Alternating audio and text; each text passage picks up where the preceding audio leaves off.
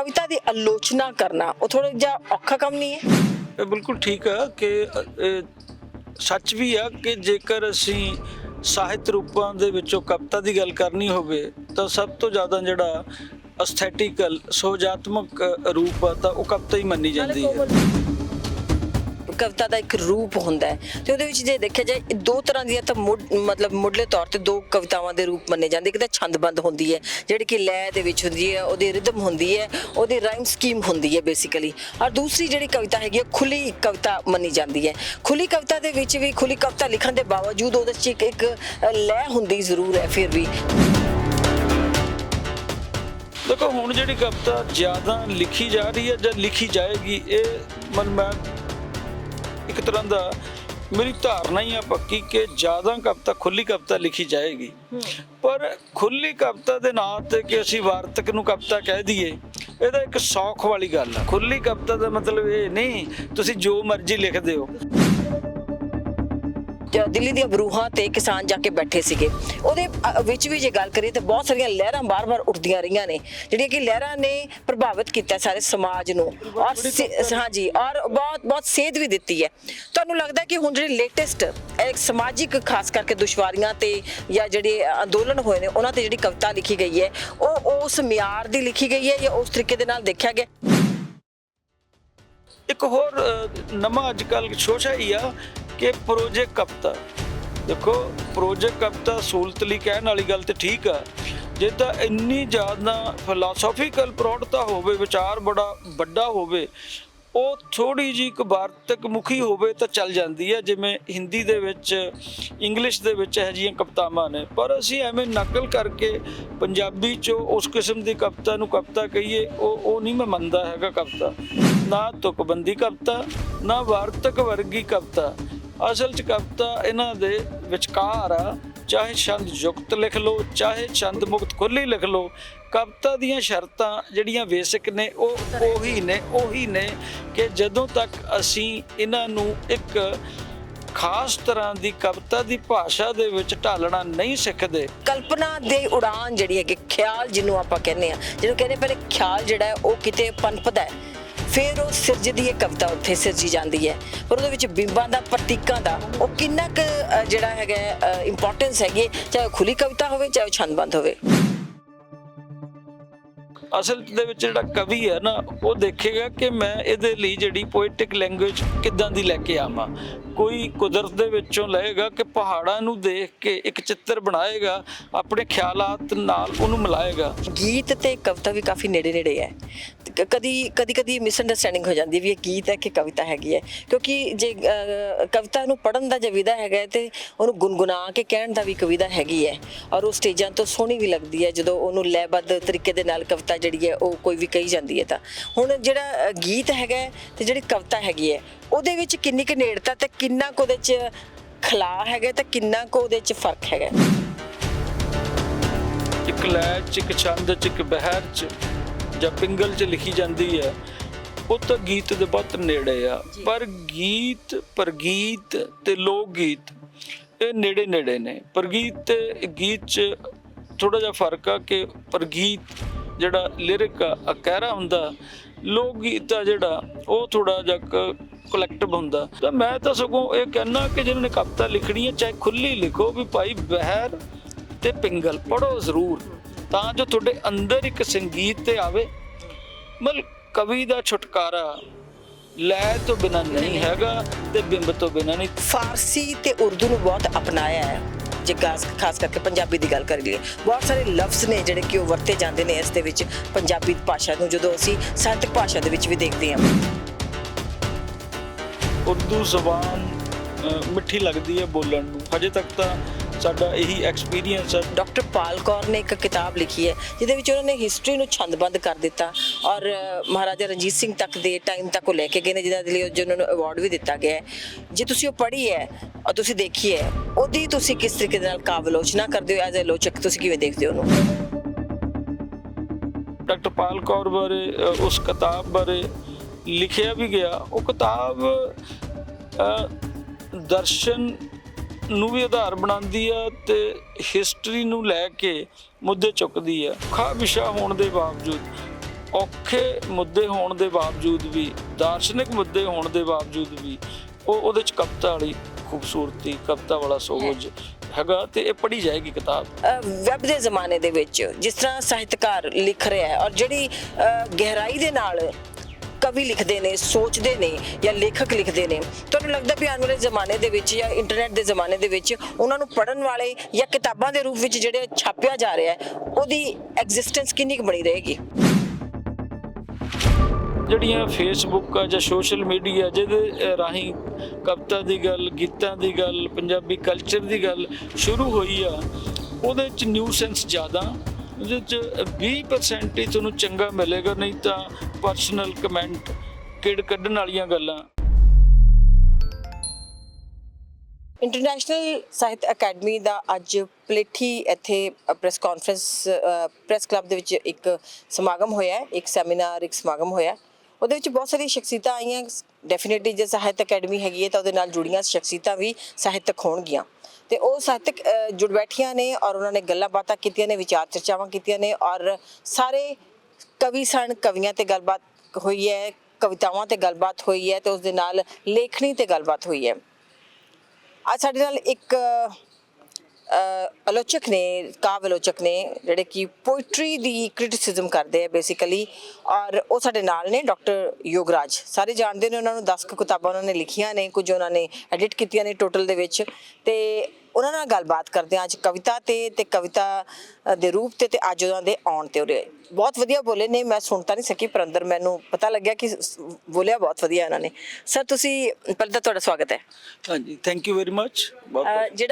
ਜਿਹੜਾ ਤੁਸੀਂ ਗੱਲ ਜੇ ਕਾਵਿ ਆਲੋਚਕ ਦੀ ਗੱਲ ਕਰੀਏ, ਖਾਸ ਕਰਕੇ ਕਵਿਤਾ ਦੀ ਆਲੋਚਨਾ ਕਰਨਾ, ਜੇ ਜਿੱਥੋਂ ਤੱਕ ਮੈਂ ਲਿਟਰੇਰੀ ਹੈਗੀ ਆ ਥੋੜੀ ਬਹੁਤੀ, ਪਰ ਹੁਣ ਪੱਤਰਕਾਰ ਬਾਈ ਦੀ ਵੇ ਹੈਗੀ ਆ ਤੇ ਥੋੜਾ ਜਿਹਾ ਲਿਟਰੇਚਰ ਪਿੱਛੇ ਕਦੇ ਕਦੇ ਰਹਿ ਜਾਂਦੀ ਹੈ, ਪਰ ਕਵਿਤਾ ਦੀ ਜੇ ਗੱਲ ਕਰੀਏ, ਕਵਿਤਾ ਆਪਣੇ ਆਪ 'ਚ ਖੂਬਸੂਰਤ ਹੁੰਦੀ ਹੈ, ਕਵਿਤਾ ਨੂੰ ਖੂਬਸੂਰਤ ਹੀ ਮੰਨਿਆ ਜਾਂਦਾ ਹੈ ਔਰ ਉਹਦੇ ਵਿੱਚ ਜਿਹੜਾ ਹੈਗਾ ਇਮੈਜੀਨੇਸ਼ਨ ਦਾ ਕਾਊਂਟ ਬਹੁਤ ਜ਼ਿਆਦਾ ਹੁੰਦਾ ਹੈ।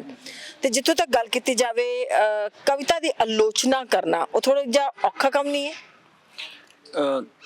ਇਹ ਬਿਲਕੁਲ ਠੀਕ ਆ ਕਿ ਸੱਚ ਵੀ ਆ ਕਿ ਜੇਕਰ ਅਸੀਂ ਸਾਹਿਤ ਰੂਪਾਂ ਦੇ ਵਿੱਚੋਂ ਕਵਿਤਾ ਦੀ ਗੱਲ ਕਰਨੀ ਹੋਵੇ ਤਾਂ ਸਭ ਤੋਂ ਜ਼ਿਆਦਾ ਜਿਹੜਾ ਐਸਥੈਟਿਕਲ, ਸੁਹਜਾਤਮਕ ਰੂਪ ਆ ਤਾਂ ਉਹ ਕਵਿਤਾ ਹੀ ਮੰਨੀ ਜਾਂਦੀ ਹੈ।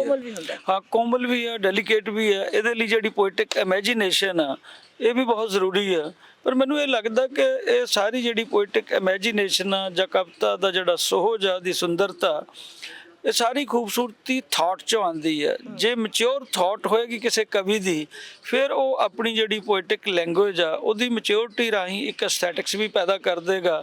ਉਹ ਪਾਠਕ ਨੂੰ ਪ੍ਰਭਾਵਿਤ ਵੀ ਕਰਨਗੀਆਂ ਗੱਲਾਂ।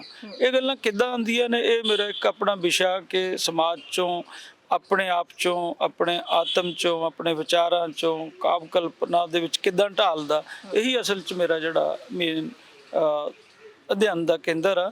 ਔਰ ਇਸੇ ਨਾਲ ਸੰਬੰਧਿਤ ਮੈਂ ਪਿਛਲੇ ਜਿਹੜਾ ਹੈਗਾ 25 ਸਾਲ ਤੋਂ ਪੰਜਾਬੀ ਦੀ ਆਧੁਨਿਕ ਤੇ ਸਮਕਾਲ ਦੀ ਕਵਿਤਾ ਬਾਰੇ ਕੰਮ ਕਰਨ ਲੱਗਿਆ ਹੋਇਆ।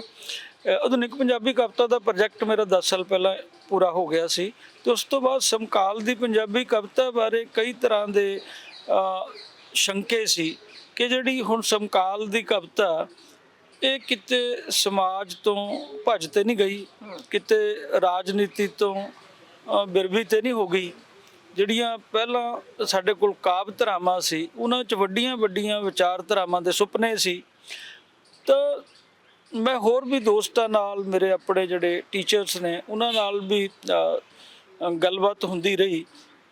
ਮੈਨੂੰ ਲੱਗਿਆ ਕਿ ਇਹ ਅਧਿਐਨ ਬੇਹੱਦ ਜ਼ਰੂਰੀ ਹੈ ਕਿਉਂਕਿ ਸਮਕਾਲ ਦੀ ਕਵਿਤਾ, ਉਹ ਕਵਿਤਾ ਮੈਂ ਮੰਨਦਾ ਜਿਹੜੀ 1990 ਤੋਂ ਬਾਅਦ ਦੀ 30-40 ਸਾਲ ਹੋ ਗਏ ਹੁਣ ਤਾਂ, ਉਹ ਸਾਰੀ ਜਿਹੜੀ 90 ਤੋਂ ਬਾਅਦ ਕਵਿਤਾ ਲਿਖੀ ਜਾਣ ਲੱਗ ਗਈ। ਉਹਦੇ ਬਾਰੇ ਕੁਝ ਆਲੋਚਕ, ਸਾਰੇ ਤੇ ਨਹੀਂ, ਉਹਨਾਂ ਨੇ ਕਿਹਾ ਇਹ ਨਾ ਵਿਅਕਤੀ ਵਿਸ਼ੇਸ਼ ਦੀ ਕਵਿਤਾ ਬਣ ਕੇ ਰਹਿ ਗਈ, ਵਿਅਕਤੀਗਤ ਹੋ ਗਈ, ਇੰਡੀਵਿਜੂਅਲ ਹੋ ਗਈ, ਇਹਦੇ 'ਚ ਸੁਪਨੇ ਖਤਮ ਹੋ ਗਏ, ਇਹਦੇ 'ਚ ਇਵਨ ਜਿਹੜੀ ਐਸਥੈਟਿਕਸ ਆ, ਸੋਝ ਆ, ਉਹ ਵੀ ਨਹੀਂ ਹੈ, ਰਸ ਆ, ਇਹ ਪੜ੍ਹੀ ਨਹੀਂ ਜਾਂਦੀ, ਪਾਠਕਾਂ ਨੂੰ ਬੋਰ ਕਰਦੀ ਹੈ। ਇੱਦਾਂ ਪੰਜਾਬੀ ਸਾਹਿਤ ਦਾ ਵਿਕਾਸ ਜਾਂ ਕਵਿਤਾ ਦਾ ਵਿਕਾਸ ਕਿੱਦਾਂ ਹੋਏਗਾ?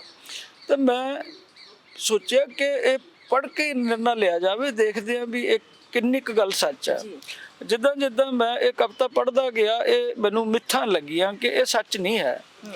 ਅਸੀਂ ਮਤਲਬ ਉਹ ਕਵਿਤਾ ਨੂੰ ਆਧਾਰ ਬਣਾ ਲਿਆ, ਜਿਹੜੀ ਕਵਿਤਾ ਕਲਾਤਮਕ ਪੱਖੋਂ ਜਾਂ ਤਾਂ ਊਣੀ ਸੀ ਜਾਂ ਨਵੇਂ ਕਵੀਆਂ ਨੇ ਕਵਿਤਾ ਲਿਖੀ ਸੀ।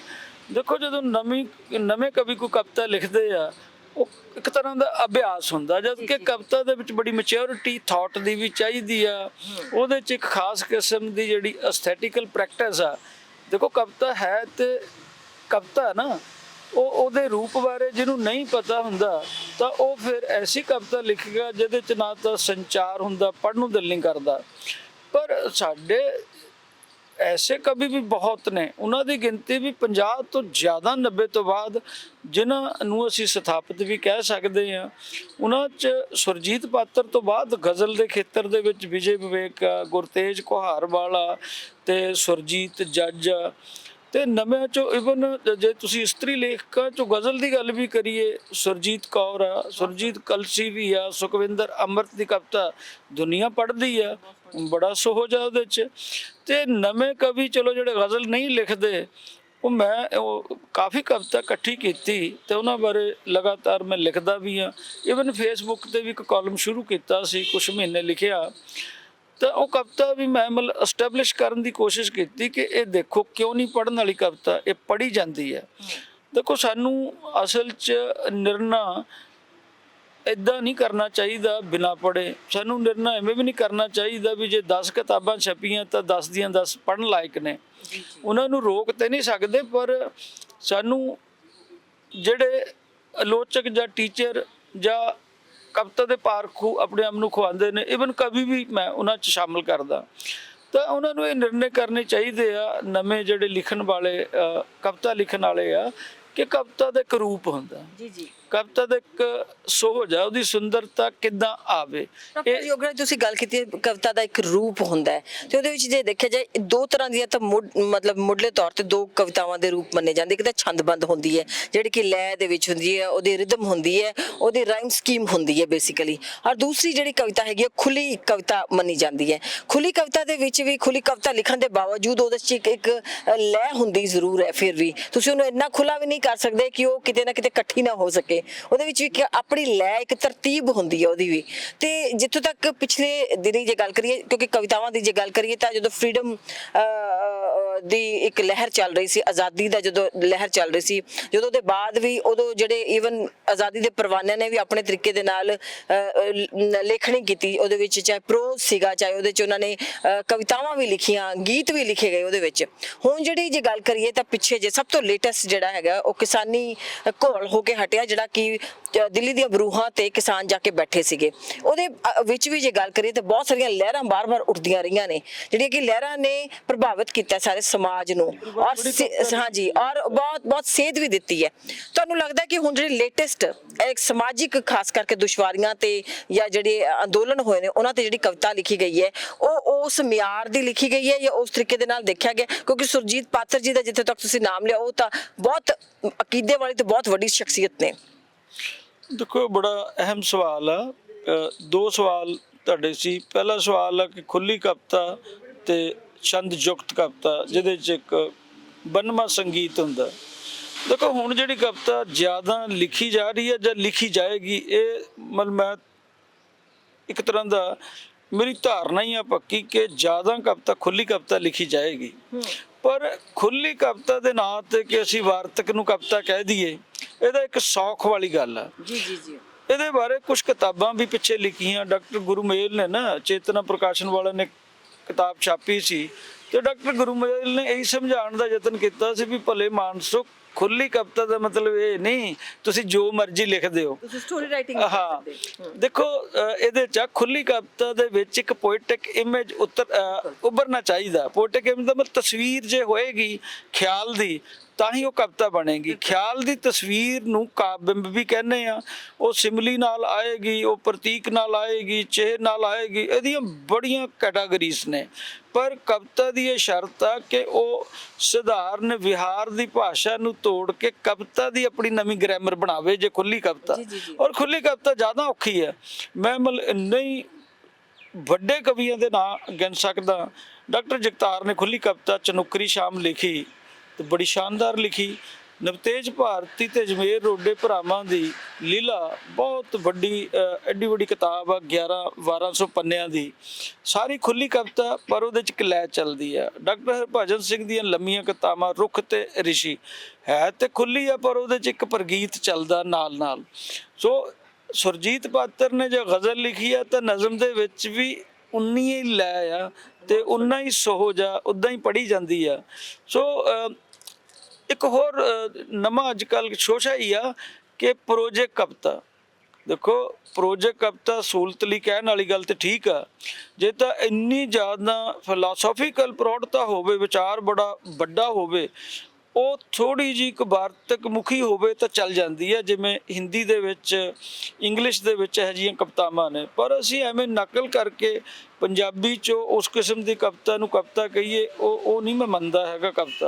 ਕਵਿਤਾ ਦੇ ਵਿੱਚ ਕਵਿਤਾ ਦੇ ਜਿਹੜੇ ਪੋਇਟਿਕ ਇਮੇਜ, ਜਿਹਨੂੰ ਮੈਂ ਕਹਿੰਦਾ ਇੱਕ ਕਾਵਿ ਚਿੱਤਰ ਉੱਭਰੇ, ਤੇ ਉਹਦੇ 'ਚ ਇੱਕ ਇਟਰਨਲ ਜਿਹੜਾ ਰਿਦਮ ਆ, ਜਿਹੜਾ ਉਹਨੂੰ ਵਾਰਤਕ ਦੇ ਨਾਲੋਂ ਵੱਖ ਕਰੇ, ਉਹ ਪਤਾ ਲੱਗ ਜਾਂਦਾ ਤੁਹਾਨੂੰ ਨਾ, 4 ਸਤਰਾਂ ਪੜ੍ਹ ਕੇ ਵੀ ਇਹ ਵਾਰਤਕ ਹੈ ਕਿ ਕਵਿਤਾ। ਸਗੋਂ ਮੈਂ ਤਾਂ ਇਹ ਵੀ ਗੱਲ ਕਹਿਣਾ ਕਿ ਕਈ ਲੈ ਰਿਦਮ ਤਾਂ ਲੈ ਕੇ ਆ ਗਏ ਕੁਛ ਕਵੀ, ਪਰ ਉਹਨਾਂ 'ਚ ਗੱਲ ਨਹੀਂ ਬਣੀ, ਉਹ ਵੀ ਨਹੀਂ ਪੜ੍ਹਦੇ ਉਹਨੂੰ। ਮੈਂ ਕਹਿੰਦਾ ਕਿ ਇਹ ਸਰਲ ਕਿਸਮ ਦਾ ਕਮਿਊਨੀਕੇਸ਼ਨ ਨਾ, ਜਿਹਦੇ 'ਚ ਤੁਕਬੰਦੀ ਆਪਾਂ ਪੁਰਾਣੇ ਸਮੇਂ 'ਚ ਕਹਿੰਦੇ ਸੀ, ਨਾ ਤੁਕਬੰਦੀ ਕਵਿਤਾ, ਨਾ ਵਾਰਤਕ ਵਰਗੀ ਕਵਿਤਾ। ਅਸਲ 'ਚ ਕਵਿਤਾ ਇਹਨਾਂ ਦੇ ਵਿਚਕਾਰ ਆ, ਚਾਹੇ ਛੰਦ ਯੁਕਤ ਲਿਖ ਲਓ, ਚਾਹੇ ਛੰਦ ਮੁਕਤ ਖੁੱਲੀ ਲਿਖ ਲਓ।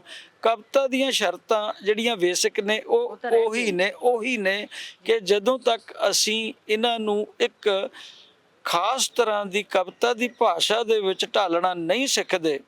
ਇਵਨ ਤੁਸੀਂ ਦੇਖੋ ਰੂਸੀ ਸਾਹਿਤ ਬਾਰੇ ਬੈਲੈਂਸਕੀ ਸਕਾਲਰ ਹੋਏ ਆ ਪੁਰਾਣੇ ਰੂਸੀ, ਉਹ ਬਹੁਤ ਹੀ ਸਮਾਜਿਕ ਵਿਚਾਰਾਂ 'ਚ ਵਿਸ਼ਵਾਸ ਰੱਖਣ ਵਾਲੇ ਸੀ। ਉਹ ਕਹਿੰਦੇ ਵੀ ਜਿਹੜਾ ਕੋਈ ਬੰਦਾ ਵਿਚਾਰਾਂ ਨੂੰ ਬਿੰਬਾਂ 'ਚ ਨਹੀਂ ਨਾ ਢਾਲ ਸਕਦਾ, ਉਹ ਕੁਝ ਵੀ ਹੋ ਸਕਦਾ ਪਰ ਕਵੀ ਤੇ ਨਹੀਂ ਹੋ ਸਕਦਾ। ਮੈਂ ਹੀ ਅਗਲਾ ਸਵਾਲ ਪੁੱਛਣ ਲੱਗੀ ਸੀ ਕਿ ਬਿੰਬਾਂ ਦਾ, ਔਰ ਖਾਸ ਕਰਕੇ ਜੇ ਗੱਲ ਕਰੀਏ ਤਾਂ ਜਿੱਦਾਂ ਹੁੰਦੀ ਹੈ ਨਾ ਕਿ ਇੱਕ ਕਲਪਨਾ ਦੇ ਉਡਾਨ ਜਿਹੜੀ ਹੈਗੀ, ਖਿਆਲ ਜਿਹਨੂੰ ਆਪਾਂ ਕਹਿੰਦੇ ਆ, ਜਿਹਨੂੰ ਕਹਿੰਦੇ ਪਹਿਲੇ ਖਿਆਲ ਜਿਹੜਾ ਉਹ ਕਿਤੇ ਪਨਪਦਾ ਹੈ, ਫਿਰ ਉਹ ਸਿਰਜਦੀ ਹੈ ਕਵਿਤਾ, ਉੱਥੇ ਸਿਰਜੀ ਜਾਂਦੀ ਹੈ। ਪਰ ਉਹਦੇ ਵਿੱਚ ਬਿੰਬਾਂ ਦਾ, ਪ੍ਰਤੀਕਾਂ ਦਾ ਉਹ ਕਿੰਨਾ ਕੁ ਜਿਹੜਾ ਹੈਗਾ ਇੰਪੋਰਟੈਂਸ ਹੈਗੀ, ਚਾਹੇ ਉਹ ਖੁੱਲੀ ਕਵਿਤਾ ਹੋਵੇ, ਚਾਹੇ ਉਹ ਛੰਦਬੰਦ ਹੋਵੇ। ਹਾਂਜੀ, ਇਹ ਨਾ ਕਵਿਤਾ ਜਨਮ ਹੀ ਇਮੇਜ ਚੋਂ ਲੈਂਦੀ ਆ। ਮਤਲਬ ਪਹਿਲਾਂ ਜੇ ਕੋਈ ਵਿਚਾਰ ਸਾਡੇ ਆ ਗਿਆ ਤਾਂ ਅਸਲ ਦੇ ਵਿੱਚ ਜਿਹੜਾ ਕਵੀ ਹੈ ਨਾ, ਉਹ ਦੇਖੇਗਾ ਕਿ ਮੈਂ ਇਹਦੇ ਲਈ ਜਿਹੜੀ ਪੋਇਟਿਕ ਲੈਂਗੁਏਜ ਕਿੱਦਾਂ ਦੀ ਲੈ ਕੇ ਆਵਾਂ। ਕੋਈ ਕੁਦਰਤ ਦੇ ਵਿੱਚੋਂ ਲਏਗਾ ਕਿ ਪਹਾੜਾਂ ਨੂੰ ਦੇਖ ਕੇ ਇੱਕ ਚਿੱਤਰ ਬਣਾਏਗਾ, ਆਪਣੇ ਖਿਆਲਾਤ ਨਾਲ ਉਹਨੂੰ ਮਿਲਾਏਗਾ। ਤੇ ਇੱਕ ਬੰਦਾ ਕਵੀ ਇਹ ਸੋਚੇਗਾ ਕਿ ਜੇ ਪੂਰਾ ਇਮੇਜ ਔਖਾ ਲੱਗਦਾ ਬਣਾਉਣਾ, ਕਿ ਪੁਰਾਣਾ ਜਿਹੜਾ ਢੰਗ ਆ ਸਿਮਲੀ ਵਾਲਾ, ਕੰਪੈਰੀਜ਼ਨ, ਮਵਾਲਗੇ ਜਿਹਨੂੰ ਕਹਿੰਦੇ ਆ, ਕਿ ਕੰਪੈਰੀਜ਼ਨ ਕਰਕੇ ਇੱਕ ਚੀਜ਼ ਦਾ ਦੂਜੀ ਚੀਜ਼ ਦੇ ਨਾਲ, ਜਿੱਦਾਂ ਪੂਰਾ ਸਾਡਾ ਮੱਧਕਾਲ ਆ, ਉਹ 'ਚ ਦ੍ਰਿਸ਼ਟਾਂਤ ਚੱਲਦਾ ਅਤੇ ਕਥਨੀ ਚੱਲਦੀ ਆ, ਉਪਮਾ ਚੱਲਦੀ ਹੈ, ਜਿਹਨੂੰ ਸਿਮਲੀ ਇੰਗਲਿਸ਼ ਕਹਿੰਦੇ ਆ। ਪਰ ਉਹ ਕਈ ਵਾਰੀ ਜੇ ਇਹ ਵੀ ਨਾ ਆਵੇ ਤਾਂ ਘੱਟੋ ਘੱਟ ਲੈਂਗੁਏਜ ਨੂੰ ਮੈਟਾਫੋਰੀਕਲ ਬਣਾਉਣਾ ਪੈਂਦਾ, ਕਿ ਜਿਹੜੀ ਸਿੱਧਾ ਸ਼ਬਦ ਆ ਨਾ, ਸੰਕਲਪ ਆ, ਜਾਂ ਤਾਂ ਉਹਨੂੰ ਤੁਸੀਂ ਤੋੜੋ ਕਿਸੇ ਐਸੇ ਸ਼ਬਦ ਦੇ ਵਿੱਚੋਂ ਮੈਟਾਫਰ ਬਣ ਕੇ ਡੂੰਘੇ ਅਰਥ ਦੀ ਪ੍ਰਤੀਤੀ ਕਰਾਵੇ। ਹਾਂਜੀ, ਚੀਜ਼ ਨੂੰ ਢੱਕ ਕੇ ਕਿਸੇ ਚਿੱਤਰ ਦੇ ਰਾਹੀਂ ਕਹਿਣਾ ਹੀ ਕਵਿਤਾ, ਉਹਨੂੰ ਹੀ ਮੈਂ ਬਿੰਬ ਕਹਿਣਾ ਸੌਖੇ ਸ਼ਬਦਾਂ 'ਚ। ਮੈਂ ਸਗੋਂ ਇਹ ਵੀ ਕਹਿਣਾ, ਜਿਹੜਾ ਉਹ ਤੁਹਾਡਾ ਪਹਿਲਾ ਸਵਾਲ ਸੀ ਉਹਦਾ ਉੱਤਰ ਰਹਿ ਗਿਆ ਸੀ। ਹੁਣ ਮਤਲਬ ਜਦੋਂ ਕਿਸਾਨ ਅੰਦੋਲਨ ਪੈਦਾ ਹੋਇਆ, ਲੋਕਾਂ ਦੇ ਜਜ਼ਬਾਤ ਬਹੁਤ ਜੁੜੇ ਹੋਏ ਸੀ।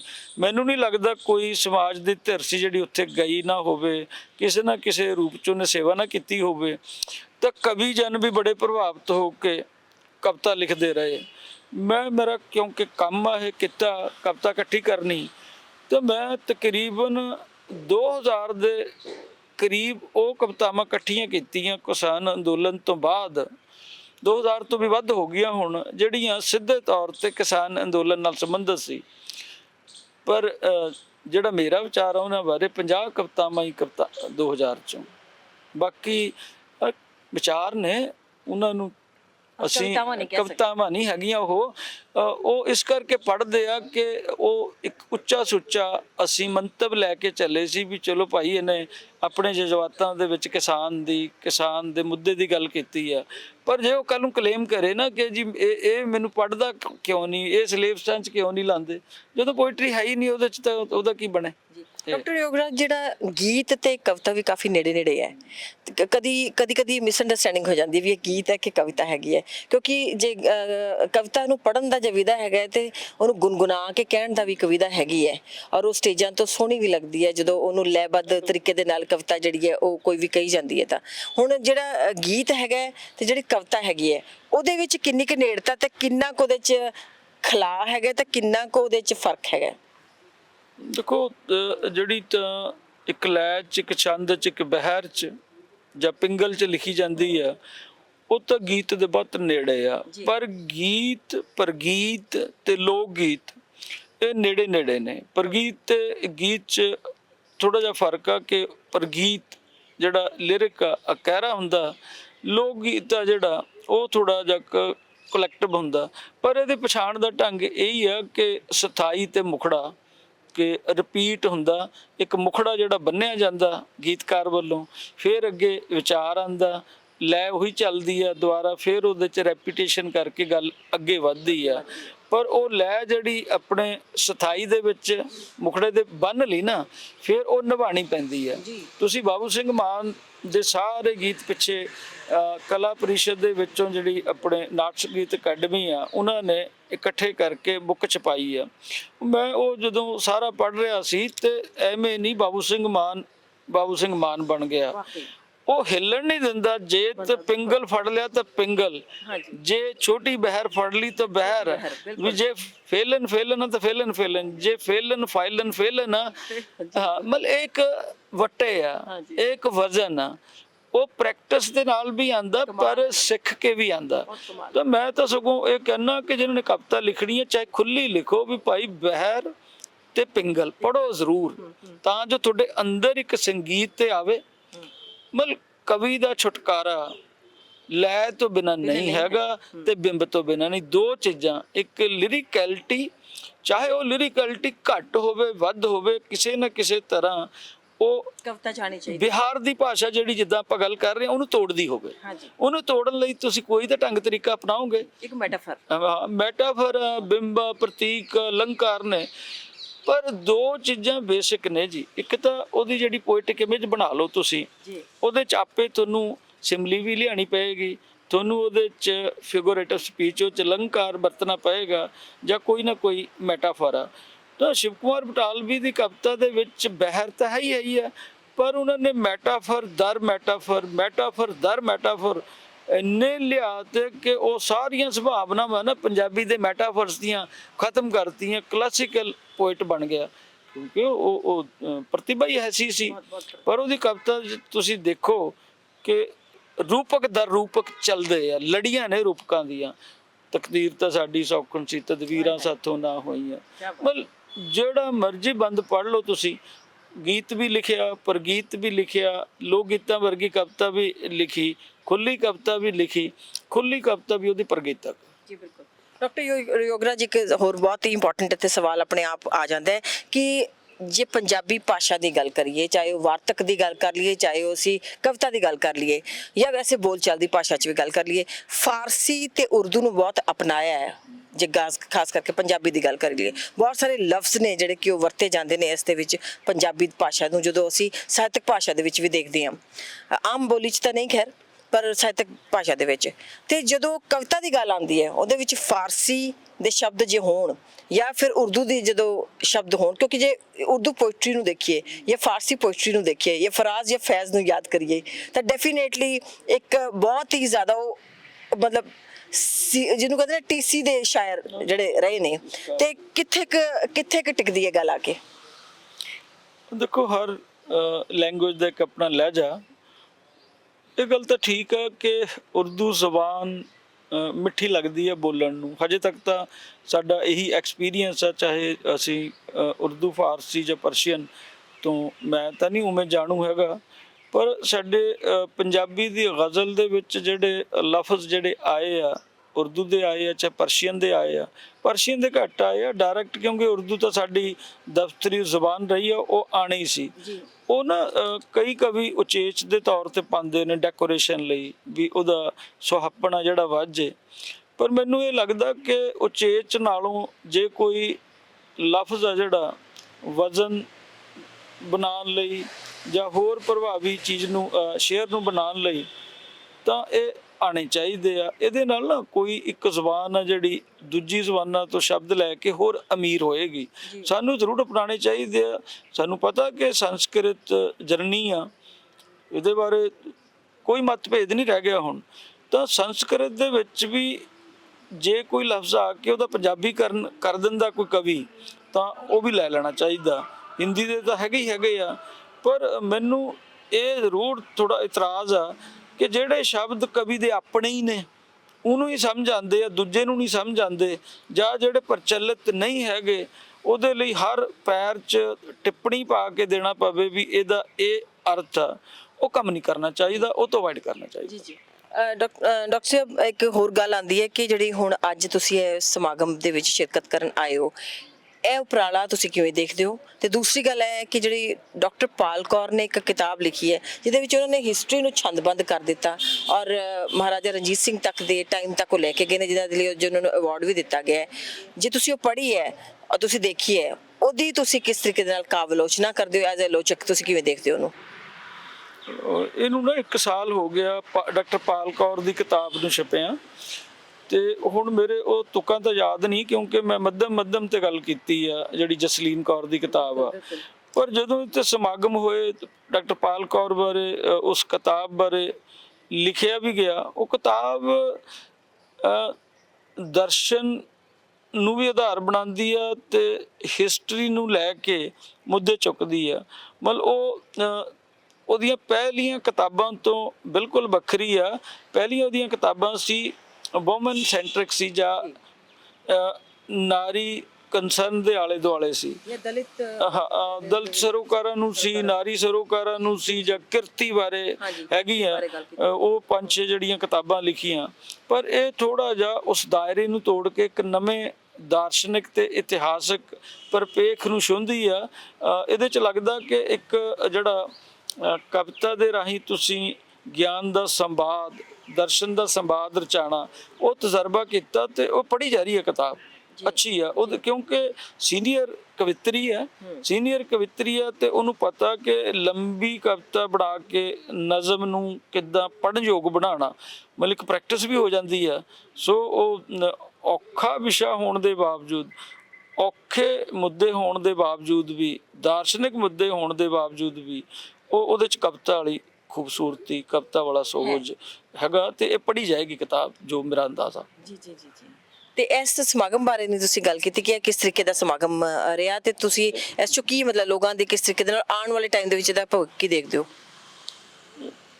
ਇਹਦਾ 15 ਦਿਨ ਪਹਿਲਾਂ ਜਸਲੀਨ ਨੇ ਮੇਰੇ ਨਾਲ ਗੱਲ ਕੀਤੀ ਸੀ ਇਹ ਸਮਾਗਮ ਕਿ ਇੰਟਰਨੈਸ਼ਨਲ ਸਾਹਿਤ ਅਕੈਡਮੀ ਬਣਾ ਰਹੇ ਆ, ਤੇ ਉਹਨਾਂ ਬਾਰੇ ਮੈਂ ਜਾਣਦਾ ਸੀ। ਡਾਕਟਰ ਹਰਜਿੰਦਰ ਸਿੰਘ ਦਿਲਗੀਰ ਬਾਰੇ, ਉਹ ਬੜੇ ਲੰਬੇ ਸਮੇਂ ਤੋਂ ਸਿੱਖ ਹਿਸਟਰੀ ਬਾਰੇ, ਸਿੱਖ ਇਤਿਹਾਸ ਬਾਰੇ ਕੰਮ ਕਰਦੇ ਰਹਿੰਦੇ ਆ, ਕਿਉਂਕਿ ਉਹਨਾਂ ਦੀ ਬੜੀ ਐਜੂਕੇਸ਼ਨ ਵੀ ਆ, PhD ਨੇ, MPhil ਨੇ, 3 ਤਰ੍ਹਾਂ ਦੀਆਂ MA ਨੇ, LLB ਨੇ, ਉਹਨਾਂ ਦਾ ਸ਼ੌਕ ਹੀ ਆ।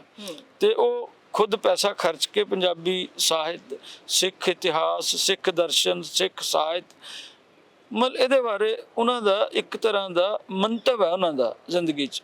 ਉਸ ਮੰਤਵ ਦੇ ਵਿੱਚੋਂ ਹੀ ਡਾਕਟਰ ਜਸਲੀਨ ਕੌਰ ਕਹਿੰਦੇ ਵੀ ਇਹ ਨਿਕਲਿਆ ਕਿ ਕਿਉਂ ਨਾ ਇੰਟਰਨੈਸ਼ਨਲ ਸਾਹਿਤ ਅਕੈਡਮੀ ਬਣਾਈ ਜਾਵੇ।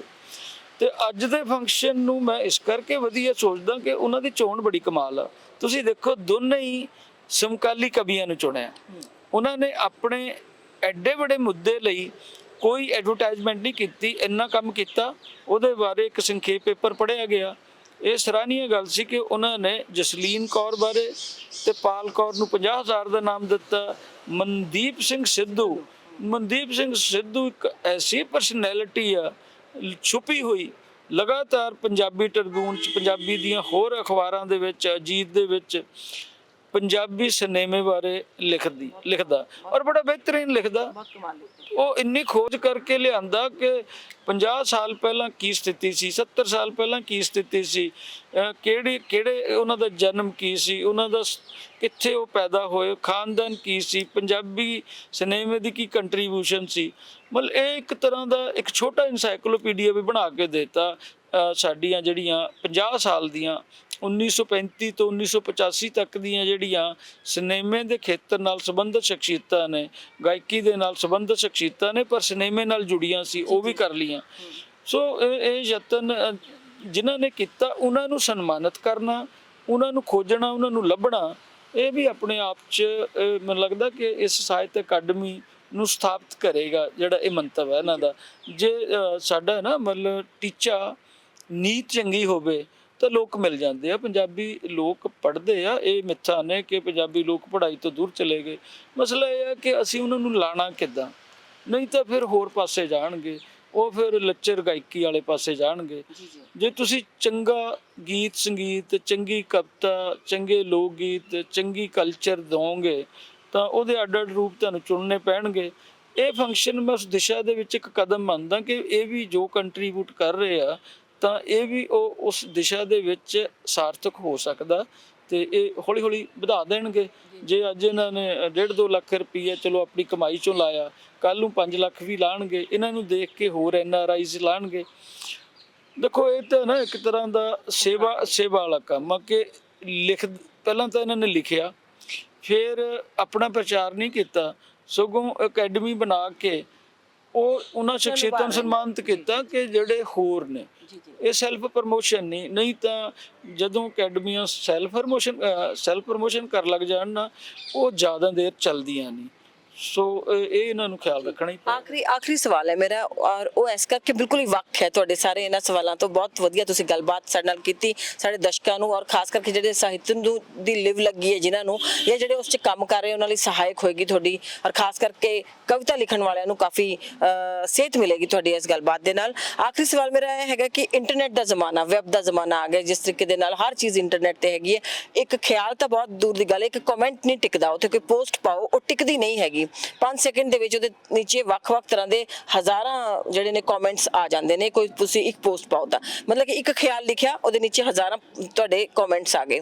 ਤੇ ਜਿੱਥੋਂ ਤੱਕ ਦੇਖਿਆ ਜਾਏ ਤਾਂ ਵੈਬ ਦੇ ਜ਼ਮਾਨੇ ਦੇ ਵਿੱਚ ਜਿਸ ਤਰ੍ਹਾਂ ਸਾਹਿਤਕਾਰ ਲਿਖ ਰਿਹਾ ਹੈ ਔਰ ਜਿਹੜੀ ਗਹਿਰਾਈ ਦੇ ਨਾਲ ਕਵੀ ਲਿਖਦੇ ਨੇ, ਸੋਚਦੇ ਨੇ ਜਾਂ ਲੇਖਕ ਲਿਖਦੇ ਨੇ, ਤੁਹਾਨੂੰ ਲੱਗਦਾ ਵੀ ਆਉਣ ਵਾਲੇ ਜ਼ਮਾਨੇ ਦੇ ਵਿੱਚ ਜਾਂ ਇੰਟਰਨੈਟ ਦੇ ਜ਼ਮਾਨੇ ਦੇ ਵਿੱਚ ਉਹਨਾਂ ਨੂੰ ਪੜ੍ਹਨ ਵਾਲੇ ਜਾਂ ਕਿਤਾਬਾਂ ਦੇ ਰੂਪ ਵਿੱਚ ਜਿਹੜੇ ਛਾਪਿਆ ਜਾ ਰਿਹਾ ਹੈ ਉਹਦੀ ਐਗਜ਼ਿਸਟੈਂਸ ਕਿੰਨੀ ਕੁ ਬਣੀ ਰਹੇਗੀ? ਮਤਲਬ ਤਾਂ ਓਬਵੀਅਸ ਹੈ ਜੀ, ਇੰਟਰਨੈਟ ਨੇ ਵਧਣਾ ਹੀ ਵਧਣਾ, ਇਹਦੀ ਸਪੀਡ ਦੀ ਡਿਮਾਂਡ ਵੀ ਵਧੇਗੀ। ਇਹ ਅਕੈਡਮਿਕਸ ਦੇ ਵਿੱਚ ਵੀ ਇਹਦੀ ਜ਼ਰੂਰਤ ਆ, ਆਮ ਸਧਾਰਨ ਜ਼ਿੰਦਗੀ ਦੇ ਵਿੱਚ ਸਾਡਾ ਪਾਰਟ ਐਂਡ ਪਾਰਸਲ ਬਣ ਚੁੱਕਿਆ। ਪਰ ਮੈਨੂੰ ਇਹ ਜ਼ਰੂਰ ਲੱਗਦਾ ਕਿ ਪੰਜਾਬੀਆਂ ਨੇ ਇਹਦੀ ਜਿਹੜੀ ਪੋਜ਼ਿਟਿਵ ਯੂਜ਼ ਆ ਉਹ ਹਜੇ ਕਰਨੀ ਆ। ਜਿਹੜੀਆਂ ਫੇਸਬੁੱਕ ਆ ਜਾਂ ਸੋਸ਼ਲ ਮੀਡੀਆ ਜਿਹਦੇ ਰਾਹੀਂ ਕਵਿਤਾ ਦੀ ਗੱਲ, ਗੀਤਾਂ ਦੀ ਗੱਲ, ਪੰਜਾਬੀ ਕਲਚਰ ਦੀ ਗੱਲ ਸ਼ੁਰੂ ਹੋਈ ਆ, ਉਹਦੇ 'ਚ ਨਿਊ ਸੈਂਸ ਜ਼ਿਆਦਾ, ਉਹਦੇ 'ਚ 20% ਹੀ ਤੁਹਾਨੂੰ ਚੰਗਾ ਮਿਲੇਗਾ, ਨਹੀਂ ਤਾਂ ਪਰਸਨਲ ਕਮੈਂਟ, ਕਿੜ ਕੱਢਣ ਵਾਲੀਆਂ ਗੱਲਾਂ। ਇਹਦੇ ਲਈ ਵੈਸੇ ਤਾਂ ਇਹ ਡਿਮਾਂਡ ਸ਼ੁਰੂ ਹੋ ਗਈ ਹੈ ਇੰਟਰਨੈਸ਼ਨਲ ਲੈਵਲ ਤੇ, ਕੁਝ ਨਿਯਮ ਬਣਨੇ ਚਾਹੀਦੇ ਆ, ਪਰ IT ਦੇ ਕੋਈ ਇੱਕ ਪੱਕੇ ਵੱਜਵੇਂ ਨਿਯਮ ਤੇ ਨਹੀਂ ਬਣੇ। ਪਰ ਪੰਜਾਬੀ ਸੁਸਾਇਟੀ ਇੱਕ ਆਪਣੇ ਐਥੀਕਲ ਕੋਡ ਬਣਾ ਸਕਦੀ ਆ। ਆਜ਼ਾਦੀ ਦਾ ਮਤਲਬ ਇਹ ਨਹੀਂ ਹੈਗਾ ਤੁਸੀਂ ਕੁਝ ਵੀ ਕਿਸੇ ਬਾਰੇ ਕਮੈਂਟ ਕਰ ਦਿਓ। ਇਹਦੇ ਨਾਲ ਸਗੋਂ ਜਿਹੜੇ ਗਰੁੱਪਸ ਨੇ ਨਾ, ਲਿਟਰੇਰੀ ਗਰੁੱਪਸ ਨੇ, ਉਹਨਾਂ ਦੇ ਵਿੱਚ ਸੰਵਾਦ ਦੀ ਜਗ੍ਹਾ ਵਿਵਾਦ ਪੈਦਾ ਹੋ ਜਾਂਦਾ। ਮਤਲਬ ਮੈਂ ਸਮਝਦਾ ਕਿ ਪੰਜਾਬੀ ਲੋਕਾਂ ਨੂੰ ਸੰਵਾਦ 'ਚ ਵਿਸ਼ਵਾਸ ਕਰਨਾ ਚਾਹੀਦਾ, ਸੰਵਾਦ ਦੀ ਸ਼ੁਰੂਆਤ ਕਰਨੀ ਚਾਹੀਦੀ ਹੈ। ਵਿਵਾਦ ਤੋਂ ਹੁਣ ਬਚਣਾ ਪਏਗਾ ਤੇ ਇਹਦੇ ਲਈ ਸਾਨੂੰ ਜਿਹੜੀ ਗੁਰਮਤ ਆ, ਗੁਰਬਾਣੀ ਆ, ਮੱਧਕਾਲ ਦਾ ਸਾਹਿਤ ਆ, ਉਹ ਤੋਂ ਅਸੀਂ ਪ੍ਰੇਰਨਾ ਲੈ ਸਕਦੇ ਹਾਂ। ਬਹੁਤ ਬਹੁਤ ਧੰਨਵਾਦ ਡਾਕਟਰ ਸਾਹਿਬ ਤੁਹਾਡਾ। Thank you very much, thank you so much.